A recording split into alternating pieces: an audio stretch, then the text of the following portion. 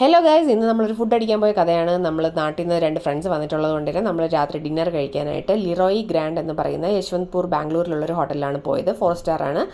ഇതാണ് നമ്മുടെ ഫ്രണ്ട്സ് രതീഷ് ഏട്ടനും മഞ്ജിതയും. അപ്പോൾ അകത്ത് കയറിയപ്പോൾ ഒരു ടേബിളിൽ മാത്രമേ ആളുണ്ടായിരുന്നുള്ളൂ, ബാക്കി ടേബിളെല്ലാം തന്നെ ഫ്രീ ആയിരുന്നു. അപ്പോൾ പിന്നെ എവിടെ ഇരിക്കണം എന്നുള്ളൊരു കൺഫ്യൂഷനിലായി ഞങ്ങൾ. അവസാനം പിന്നെ ഒരു ടേബിളൊക്കെ കണ്ടുപിടിച്ച് സെറ്റായി.